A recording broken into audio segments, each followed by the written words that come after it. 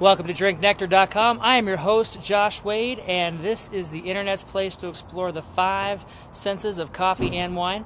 Today we are here on the streets in downtown Spokane, Washington, going into Robert Karl Cellars. Hey, I'm inside of Robert Karl Cellars today, and we are here with Rebecca Gunselman, and we're going to walk through. She's going to show us everything. They do all their production here, and she'll give us the grand tour. So first we'll introduce ourselves. Hey, Rebecca, how are you? I'm good. Thanks for having me here today. It's been awesome. I've been tasting all your wines. I really appreciate the time you've given me. So let's give everybody the tour. What do you have for us? Great. Well, again, I'm Rebecca Gunselman. My husband, Joe, is the winemaker. I do the marketing, but he and I kind of do it all the grape crushing and bottling and that sort of thing.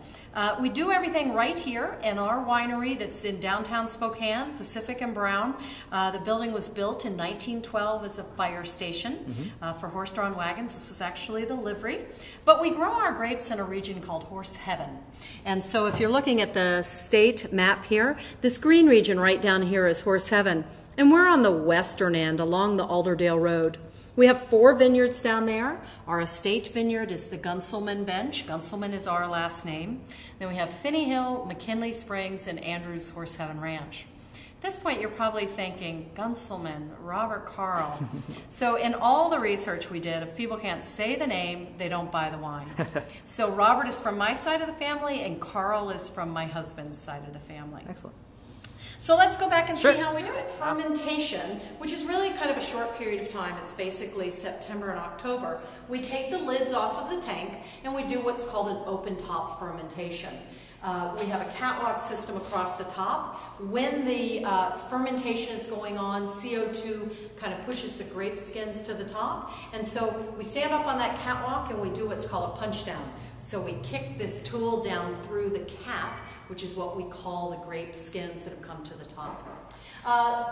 Because fermentation is such a short period of time, September and October, we designed our tanks so we can put a cap on them, gas them, make them completely airtight. So that's what you're seeing right now. So when the grapes come in, typically we'll bring in about 4 tons at a time. Each tank holds 2 tons, and that's what we can comfortably do. So things are kind of moved around here. The bin goes into this, this Burgundy machine, which has a hydraulic that will tilt the bin up, dropping the grapes into this hopper, down onto the sorting table, which has a slight oscillation to it. So we can pick out anything we don't like the looks of, maybe a grape that isn't completely ripe, some leaves or something like that. It's called a distemmer. Does exactly that. It knocks the grapes off the stems. We've put our distemmer on a stand, so during fermentation we can move that tank right underneath. The grapes fall into the tank, and then the tank goes back up against the wall. Now, primary fermentation is when we convert the sugar in the grape to alcohol. It takes about a week, maybe 10 days. When there's no more sugar left in the grape, it's called dry. And so when the wine is dry, we actually lift this tank above this machine over here. It's called a press, and that's exactly what it does. It presses the wine off the skins. So we lift it up, shovel everything into this drum. There's a screen on the other side, and a bladder expands in there and squeezes the wine off the skins. So the wine falls to the pan below, and then the skins are left in there, and we take those out to a friend that has a big mulch pile, and so he recycles that. Once that wine is pressed off the skins, then it goes into barrel. And let's step into the barrel room. Typically, these doors are closed. We like to keep this room at a fairly constant temperature and humidity. We like about 60 degrees and about 60% humidity. So about how many cases of wine do you produce each year? We do a total of 2,500 cases. So each case holds 12 bottles. Fruit-wise, we're bringing in about 50 tons of grapes. That's spread across a number of different varietals. And when we talk about different varietals, it's kind of like talking about a different species. So, for example, in the grapes, we're bringing in Cabernet Sauvignon, Merlot, Cabernet Franc, Petit Verdot, Malbec, and Syrah. And that would kind of like be the difference between tasting a Granny Smith apple a golden delicious, a red delicious, different colored skins, different characteristics. Some are a little tartar, some are a little sweeter, that sort of thing. Now, when we talk about quantity, each of these barrels holds about 25 cases of wine, or about 300 bottles of wine. We typically age the wine anywhere from 15 months to 2 years. We think Cabernet wants the longest time in barrel, so it's in about 24 months. We use oak barrels for 2 reasons. The first is to impart that oak flavor. We don't want there to be much, we just want it to allow the other flavors to really come forward, to develop. The other reason wine is aged in an oak barrel is it's a porous vessel. And so while the wine is aging in there, it's concentrating, it's reducing.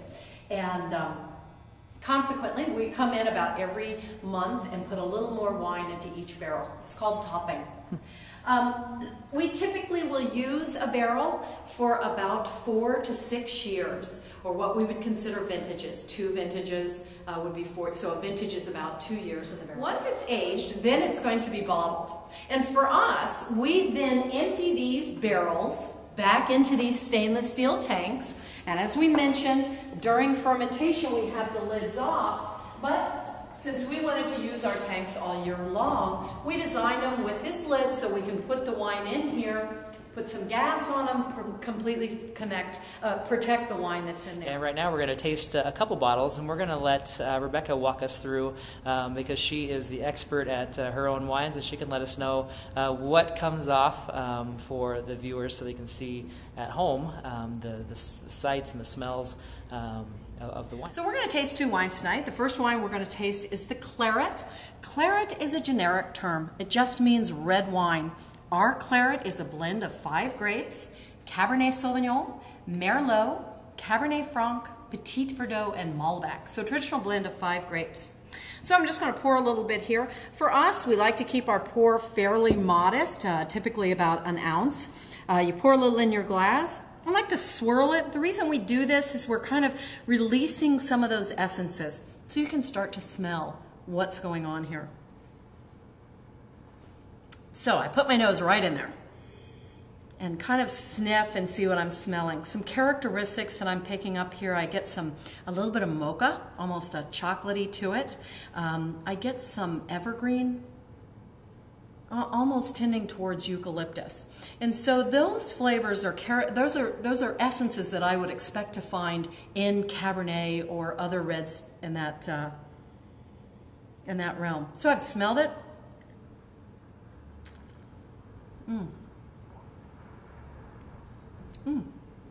And I get those on my tongue. And the saying goes that you should know, before that wine even hits your mouth, after smelling it, you kind of know what's going to hit your mouth. And I did. I got some of that chocolate, and I got some mint and eucalyptus in there. And for me, this is a great food wine. I would love this with maybe a coussoulet or a piece of beef, or even a nice spaghetti dinner, something with a nice hearty marinara. Okay, let's go on to the Cabernet. This is the 2006 Cabernet Sauvignon. It is 100% Cabernet.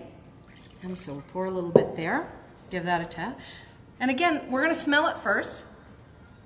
And I get a lot of the same characteristics on this. I don't get quite as much chocolate, but that doesn't really surprise me. I get a lot more briar and earth on this. And so then we're going to taste it.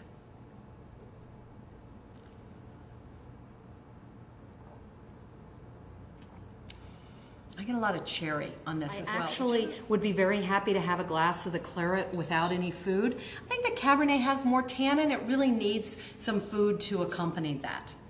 That being said, I'd like to say cheers. Today we've been at Robert Karl Cellars and been speaking with Rebecca Gunselman, and her husband Joe was not able to be here today, but we had a great time walking through the operation they have and tasting all of their different varieties, of which I'll write about.